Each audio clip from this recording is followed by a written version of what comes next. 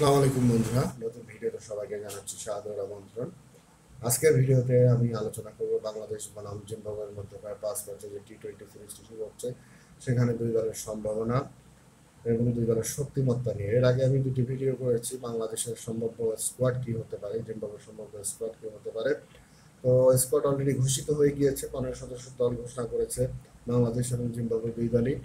বাংলাদেশ অবশ্য 3 ম্যাচের জন্য, যেহেতু হোমে খেলা হচ্ছে, 3 ম্যাচের জন্য হচ্ছে স্কোয়াড ঘোষণা করেছে। স্কোয়াডে বাংলাদেশের মেইন দুই প্লেয়ার অলরাউন্ডার সাকিব আল হাসান নেই এবং হচ্ছে মোস্তাফিজুর রহমান আইপিএল খেলে আসার পরে তাকে বিশ্রাম দেওয়া হয়েছে, যে কারণে নেই। এবং সাকিব আল হাসান নেই হচ্ছে ক্লাব ক্রিকেট তিনি খেলছেন, ঘরোয়া লিগে ঢাকা প্রিমিয়ার ডিভিশন ক্রিকেট লিগে তিনি খেলছেন শেখ জামালের হয়ে। তো ঘরোয়া ক্রিকেটে খেলার কারণে হচ্ছে তিনি ঘরোয়া ক্রিকেটের ক্লাবের সাথে কিছুটা তাদের আগে থেকে কথা হয়ে যাওয়ার কারণে তাদের রিকোয়েস্টে তিনি 2-3 ম্যাচ বাংলাদেশের টি-20 সিরিজে অংশগ্রহণ করছেন না। কিন্তু ঢাকা পর্বে বাকি যে 2 ম্যাচ, সেখানে হয়তো সাকিব আল হাসানকে দেখা যাবে। বাংলাদেশ ক্রিকেট বোর্ড থেকে আমরা যতটুকু তথ্য ইনফরমেশন পেয়েছি, তো বাংলাদেশের যে পরিমাণ ট্রেনিং হয়েছে, ট্রেনিং কিন্তু ভালো ট্রেনিং হয়েছে বঙ্গবন্ধু ক্রিকেট স্টেডিয়ামে। বঙ্গবন্ধু আন্তর্জাতিক স্টেডিয়ামে কিন্তু বাংলাদেশ কঠোর অনুশীলন করেছে, এরপর এখন চট্টগ্রামে অনুশীলন করছে। এবং যে পরিমাণ ওয়েদারের যে কন্ডিশন, এই ওয়েদার বাংলাদেশের প্লেয়াররা কিন্তু প্রচুর পরিশ্রম করছে। দল ভালো হয়েছে। লিটন দাস, তাকে হয়তো অনেকে ভেবেছিল হয়তো বাদ পড়ে যাবে, যদিও জিম্বাবুয়ের বিপক্ষে তিনি বারবার ফিরে এসেছেন ভালো খেলে, তো সেই হিসাবে জিম্বাবুয়ের এগেনস্টে তাকে রাখা হয়েছে। এছাড়া তানজিব হাসান তামিম ওপেনিংয়ে তার সাথে দেখা যাবে। এবং Parvez Hossain Emon wicket keeping plus হচ্ছে হার্ড হিটিং ব্যাটিং এর জন্য তিনি পরিচিত। বেশ কয়েক বছর ধরেই ভালো খেলছেন। একবার সুযোগ পেয়েছিলেন জাতীয় দলে, যদিও নামের প্রতি সুবিচার করতে পারেননি। আরেকটি সুযোগ দেওয়া হচ্ছে, যেহেতু বিশ্বকাপের ছায়া দল এটি, হয়তো একটা বিস্ফোরক ইনিংস যদি খেলে ফেলতে পারে জাতীয় দলে, হয়তো তার টি-20তে একটা পাকা জায়গা হয়ে যেতে পারে। যেহেতু যে টি-20 বাংলাদেশের এখনো লিটন দাস ছাড়া কেউ নিজেকে স্টেবল করতে পারেনি, এবং লিটন দাসও অফ ফর্মে রয়েছেন। সৌম্য সরকার আবার ইনজুরিতে রয়েছেন, ইনজুরি থেকে ফিরে আসতে না পারায় ইমনের ইনক্লুশনটা হয়েছে। এছাড়া তাওহিদ হৃদয় ভালো ফর্মে রয়েছেন, মিডল অর্ডারে খেলবেন।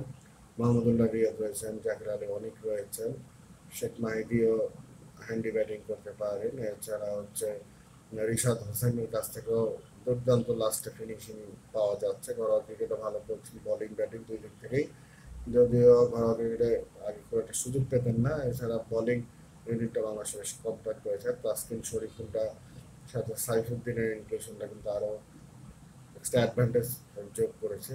সাইফুদ্দিনের কাছ থেকে হয়তো ব্যাটিংয়েও ভালো সাপোর্ট পাওয়া যাবে। এছাড়া স্পিনারের মধ্যে তানভীর ইসলামকে ডাকা হয়েছে। বিপিএল এ কুমিল্লার হয়ে বেশ দুর্দান্ত বল করেছেন, কয়েকটি ম্যাচ উইনিং বোলিং ফিগার ছিল। টাইট লেন্থ মেনটেন করে বল করে থাকেন এই বরিশালের ক্রিকেটার তানভীর ইসলাম। আহ, এর আগেও জাতীয় দলের কিন্তু তাকে ডাক পেয়েছিলেন, খুব একটা নিজেকে মেলে ধরার সুযোগ পাননি। তো তানভীরের ইনক্লুশনটা একটা এক্সট্রা অ্যাডভান্টেজ হতে পারে বাংলাদেশের জন্য। ঋষাদ, তানভীর এবং হচ্ছে শেখ মাহিদুর স্পিন অ্যাটাকের জন্য 3 জন। তো চিটাগাংয়ের যে মাঠে খেলা হবে, সেখানে কিন্তু ফ্ল্যাট উইকেট হবে, যে কারণে কম্পিটিশনটা আরো বাড়বে। বিশেষ করে জিম্বাবুয়ে কিছুটা আনপ্রেডিক্টেবল টিম আমি বলবো। বিশেষ করে তারা চেজিং এ বেশ ভালো। যে যে যে কোনো সিরিজে তারা দেখবেন যে চেজিং এ বড় স্কোর হলে অনেক সময় চেস করে ফেলে বা কাছাকাছি চলে যায়। হয়তো শুরুর দিকে তাদেরকে যদি ব্যাটিং এ নিয়ে আসা যায়, সেক্ষেত্রে হয়তো বাংলাদেশ একটা অ্যাডভান্টেজ পাবে।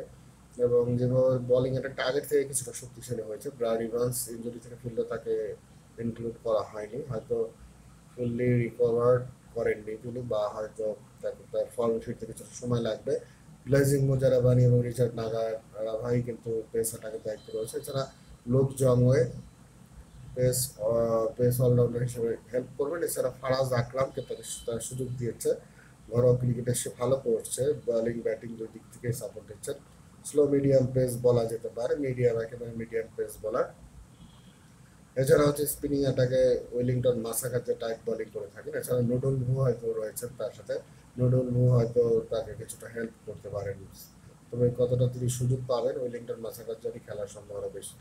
এছাড়া হচ্ছে স্পিনিং অ্যাটাকে উইলিয়ামস, রাজা, বার্ড এবং জনাথন ক্যাম্বেলকে তারা সুযোগ দিয়েছে জিম্বাবুয়ে। অ্যালাস্টার ক্যাম্বেলের ছেলে দীর্ঘদিন ধরে ঘরোয়া ক্রিকেটে ভালো খেলছেন, সেই পুরস্কার হিসেবে তাকে জাতীয় দলে ইনক্লুড করা হয়েছে। এছাড়া সদ্য কিছুদিন আগে শেষ হওয়া আফ্রিকা কাপ টি-20তে তিনি ভালো খেলেছেন। তো অলরাউন্ডার, লেগ স্পিন করেন, এছাড়া লেফট হ্যান্ডেড ব্যাটসম্যান, স্পিনের অ্যাগেনস্টে ভালো খেলেন, বিশেষ করে সুইপ রিভার্স সুইপ শটে বেশ এক্সপার্ট এই প্লেয়ার, শন উইলিয়ামস টাইপের প্লেয়ার। তো জিম্বাবুয়ের ব্যাটিং অর্ডারে যদি সিকান্দার রাজা বা সিনিয়র যারা রয়েছেন তাদেরকে শুরুতেই ফিরিয়ে দেওয়া যায়, এবং ব্রায়ান বেনেট ইয়াংদের মধ্যে বেশ ভালো প্লেয়ার।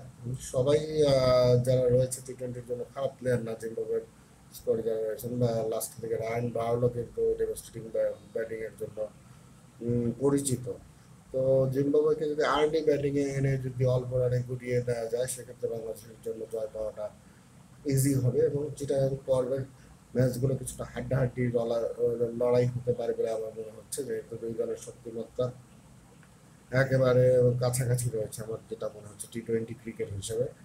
এবং বোলিং অ্যাটাকেও হচ্ছে জিম্বাবুয়ে কিছুটা উন্নতি করেছে।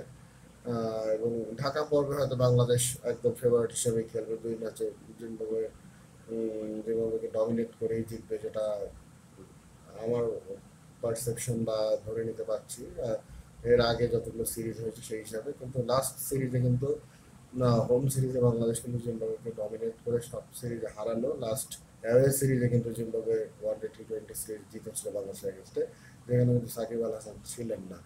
তো সেই হিসাবে জিম্বাবুয়ে কিছুটা আম, হয়তো বা মেন্টালি বুস্ট আপ থাকতে পারে, যদিও তাদের সাম্প্রতিক ফর্ম আহামরি ভালো নয়। দুইটা বিশ্বকাপ তারা মিস করেছে, ওয়ানডে এবং টি-20। সব মিলিয়ে খুব একটা ভালো সিচুয়েশন তারা নেই তাদের ক্রিকেট, এবং তাদের কোচও নেই এবার। হেড কোচ কিন্তু শ্রীলঙ্কা সিরিজ থেকেই তাদের নেই। স্টুয়ার্ট ম্যাকসিকেনেরই, সাবেক জিম্বাবুয়ের ওপেনিং ব্যাটসম্যান, ব্যাটিং কোচ হিসেবে ছিলেন দীর্ঘদিন, তাকে দায়িত্ব দেওয়া হয়েছে, ভারপ্রাপ্ত কোচ হিসেবে দায়িত্ব পালন করবে।